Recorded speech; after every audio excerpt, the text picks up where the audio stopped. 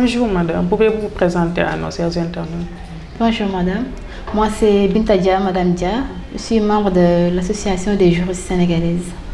Bon, madame Ba, en tant que femme juriste, qu'est-ce que c'est qu'un acte de mariage? D'accord, l'acte de mariage, c'est un acte qui atteste l'union de l'homme et de la femme. Quelle est son utilité d'après vous?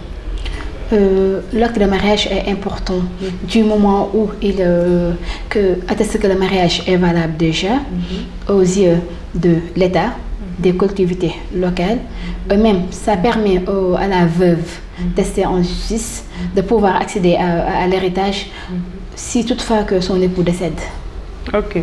Maintenant, comment faire pour l'avoir? Quelles sont les procédures à faire pour obtenir cet acte de mariage?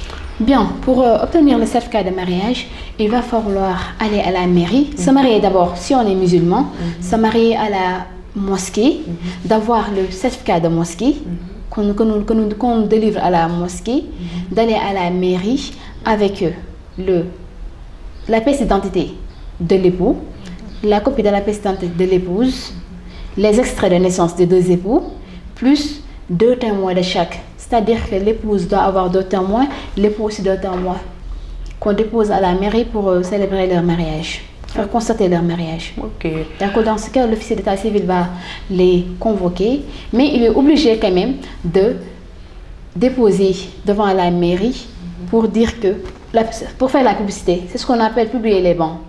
Publicité le mariage, pour dire que telle personne et telle personne vont se marier à la mairie tel jour. Ça, c'est pour permettre aux tiers, si une personne peut s'opposer au mariage, qu'elle vienne s'opposer. Ok.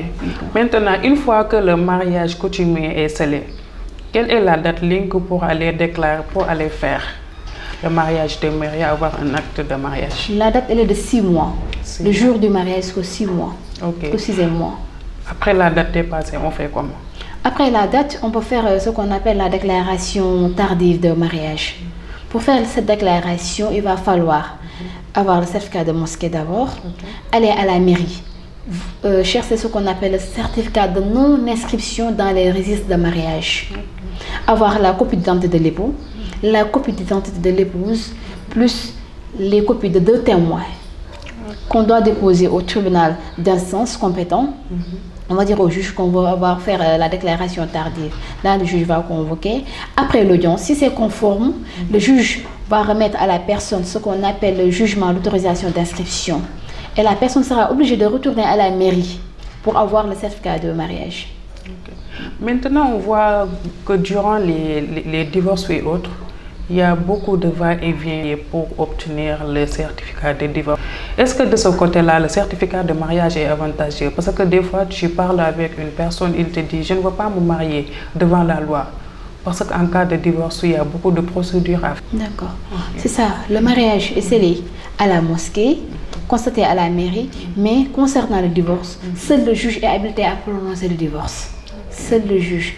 Dans ce cas, souvent on dit que je suis divorcée. Ça, on n'appelle pas ça divorce. On l'appelle la répudiation. Pour divorcer, il faut aller devant le tribunal compétent.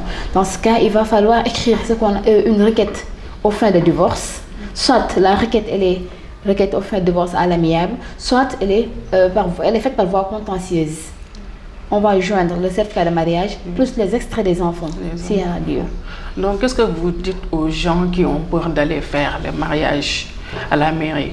Donc, ce que je leur conseille, c'est de faire le certificat de mariage. C'est important, je vous ai dit tantôt, soit c'est important pour la femme elle-même, par exemple en cas de décès.